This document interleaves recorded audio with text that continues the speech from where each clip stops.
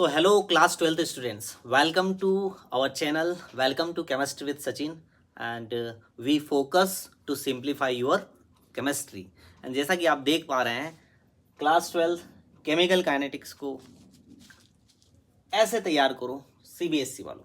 तो ये बेसिकली जो वीडियो जाने वाला है ये केमिस्ट्री सीबीएसई क्लास 12th में जो एग्ज़ाम होती है उसके बिहाफ पर आप कैसे इस चैप्टर को तैयार करेंगे और फुल मार्क्स आप पाएंगे। छोटी छोटी चीज़ों को ध्यान रखना और पहले तो आप व्यवस्थित चैप्टर को क्या करना, अच्छे से पढ़ना समझना, लेकिन उसके बाद एग्ज़ाम के लिए कैसे तैयार करना है वो मैं बात आपको सिखाने वाला हूँ। एक और बात, हमारी यहाँ पर एक प्लेलिस्ट है 70 आउट ऑफ 70। केमिस्ट्री में आप 70 आउट ऑफ 70 कैसे लाते हैं सीबीएसई एग्ज़ाम में, उसके लिए 2 वीडियो ऑलरेडी मैं बना चुका हूँ। चैप्टर सॉल्यूशन को कैसे तैयार करना है और इलेक्ट्रोकेमिस्ट्री को कैसे तैयार करना है। अब ये मेरा 3rd वीडियो है इसमें, तो जाके आप प्ले लिस्ट में देख लीजिएगा और मैं लिंक भी आपको शेयर कर दूंगा। चलिए देखते हैं कैसे हमें इसको पढ़ना है। मात्र आपको 6 फॉर्मूले इसके याद होने चाहिए, ओनली 6 फॉर्मूले आपको याद होंगे। ये चैप्टर आपका ऑलमोस्ट 80-85% क्या हो जाएगा, आपका कवर हो जाएगा। चलिए देखते हैं हम। फर्स्ट पॉइंट मैं यहाँ पर डालता हूँ कि आपको जैसा आप तैयार किया हो तो आपको पता होगा कि 2 तरह की रिएक्शन होती है, एक फर्स्ट ऑर्डर रिएक्शन होती है और एक सेकेंड ऑर्डर। तो मैं लिख रहा हूँ फर्स्ट ऑर्डर रिएक्शन, ठीक है। यहाँ पढ़ा नहीं रहा हूँ, मैं समझा रहा हूँ कि कैसे काम आएंगे। फर्स्ट ऑर्डर रिएक्शन आपने देखा होगा कि फर्स्ट ऑर्डर रिएक्शन के लिए जो रेट कॉन्स्टेंट है कि इसका एक फार्मूला है, एक इक्वेशन आती है जिसको हम बोलते हैं बेटा इंटीग्रेटेड रेट इक्वेशन। तो इंटीग्रेटेड रेट इक्वेशन से हमारे पास एक इक्वेशन आती है उसी को मैं लिख रहा हूँ 2.303। नीचे हम लिखेंगे टाइम और यहाँ आएगा लोग और यहाँ हम लिखेंगे आर नोड अपॉन आर। आप सब जानते हैं कि यहाँ पर रेट कॉन्स्टेंट है, टी टाइम है, लोग आर नोड यहाँ पर क्या है, इनिशियल कंसंट्रेशन बेटा, इनिशियल है, इनिशियल कंसंट्रेशन है, ठीक है। और ये कैसी है, फाइनल है। और बेटा इनको ऐसे भी लिखा जाता है, इस तरीके से भी लिखा जाता है, मैं आपको यहाँ पे बता दूं, a upon a minus x भी लिखा जाएगा आपको। इसको a भी लिखा जा सकता है, यहाँ r की जगह a भी लिखा जा सकता है। तो कुछ भी आप रिप्रेजेंट करें, किसी भी बुक से पढ़े तो कंफ्यूज ना होइए। ये नोट जो है ना, ये 0 जिस तरह से दिख रहा है आपको, ये इनिशियल कंसंट्रेशन है, ये फाइनल है। और ये वाला फार्मूला कहाँ कैसे लगता है, काम आता है, जैसे इस तरह के क्वेश्चन आते हैं कि रिएक्शन 25% कंप्लीट हो गई है, 45% कंप्लीट हो गई है, तो 80% कंप्लीशन में कितना टाइम लगेगा। इस तरह के जो क्वेश्चन आते हैं उसमें हम इसका यूज करते हैं a upon a minus x. तो वो आप जब क्वेश्चन करेंगे हम लोग या आपने किए होंगे तो आपको समझ आ रहा होगा कि मैं क्या बोल रहा हूँ। पहला फार्मूला आपको समझ में आया। ये फार्मूला बिल्कुल ही आपको बिल्कुल समझ ही लेना है, इसको छोड़ना ही नहीं है। एक फार्मूला, एक और फार्मूला है फर्स्ट ऑर्डर रिएक्शन से, टी हाफ रिएक्शन, है ना, half life time. Half life time वो होता है जहां रिएक्शन 98% क्या हो जाती है, कंप्लीट हो जाती है। तो टी हाफ जो है, टी हाफ है, इसका जो फार्मूला है 0.693 अपॉन के। ये फार्मूला भी कैसे आया है ना, ये अभी यहाँ समझाने नहीं बैठा हूं मैं, बस मैं कह रहा हूं कि आपको इसको याद ही रख लेना है। तो मैं बताऊं आपको कि अगर टी हाफ पूछेगा तो आपको के की वैल्यू गिवन रहेगी, मतलब रेट कांस्टेंट की गिवन रहेगी। आप रेट कांस्टेंट की वैल्यू रखेंगे और टी हाफ आपके पास आ जाएगा। ऐसा यहाँ पर भी है, केवल ये के का फार्मूला नहीं है बेटा, ये टी का भी फार्मूला है। टी आप यहाँ आ जाएगा, के यहाँ आ जाएगा। तो जो भी गिवन हो उसको बड़ा ध्यान से देखिए, समझिए क्वेश्चन को, उसके बाद अप्लाई कीजिए। ये 2 फॉर्मूले है और इससे डेफिनेटली क्वेश्चन आएगा ही आएगा, फाइनल है ये मैं बोल रहा हूँ। अगर नहीं आए तो देख लेना आप, ठीक है, बराबर आएगा फिर। अच्छा, इसमें और क्या होगा, तो इन दोनों में हाफ लाइफ टाइम और फर्स्ट ऑर्डर का ये जो इंटीग्रेटेड रेट इक्वेशन है, इसमें बेटा ग्राफ्स आते हैं। क्या आते हैं, ग्राफ्स।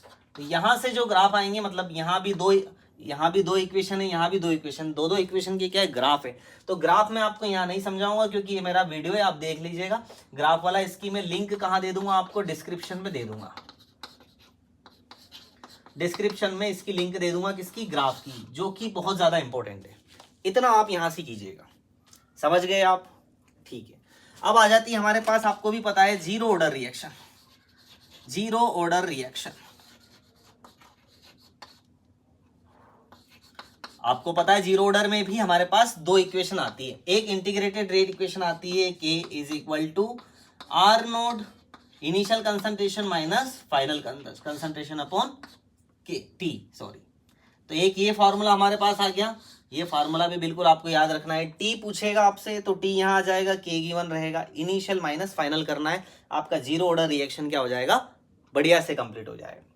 समझ गए। इसका भी ग्राफ है, तो इसका भी ग्राफ के लिए मैंने एक बढ़िया वीडियो बनाया जिसमें मैंने जीरो और फर्स्ट ऑर्डर के ग्राफ चारों के चारों कवर कर दिए हैं, तो वो ग्राफ आप वहां से पिकअप कर लीजिएगा, जिसके लिंक मैं डिस्क्रिप्शन में दे दूंगा। अब इसका हाफ लाइफ भी क्या है, हाफ लाइफ ये याद रख लेना है, हाफ लाइफ आएगा यहाँ पर इनिशियल कंसंट्रेशन अपॉन 2K। ये 4 फार्मूले आपके पास हो गए।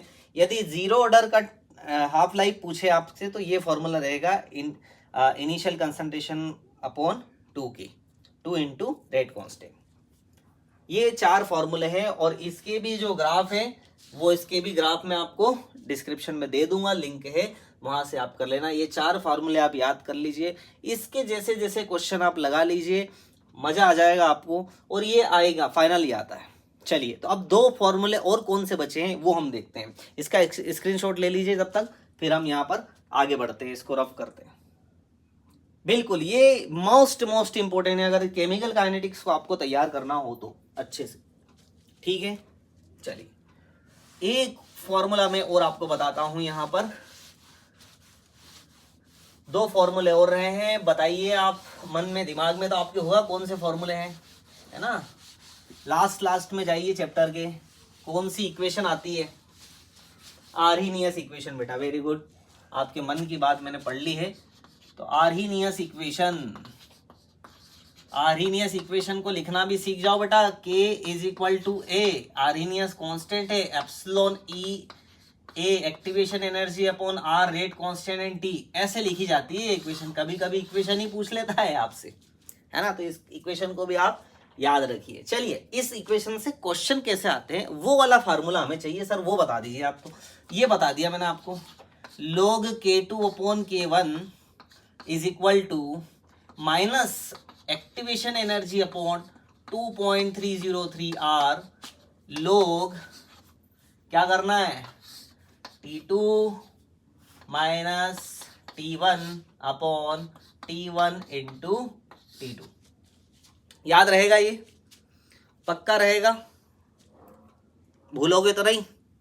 एक चीज और हम यहाँ पर क्या गड़बड़ कर रहे हैं, अच्छा log नहीं आएगा बेटा, है ना, log नहीं आएगा यहाँ पे, यहाँ पर log नहीं आएगा, ठीक है। ये वाला फार्मूला है हमारा एक्टिवेशन एनर्जी वाला। सिंपल क्वेश्चन में एक्टिवेशन एनर्जी दिखेगी, रेट कांस्टेंट दिखेगा, टेम्परेचर 2 दिखेंगे आपको, ये वाला फार्मूला लगा लेना, इससे क्वेश्चन आपका बन जाएगा। ये हो गए हमारे 6 फॉर्मूले हो गए। इस तरह से आप इस चैप्टर को क्या कीजिए, तैयार कीजिए, 6 फॉर्मूले।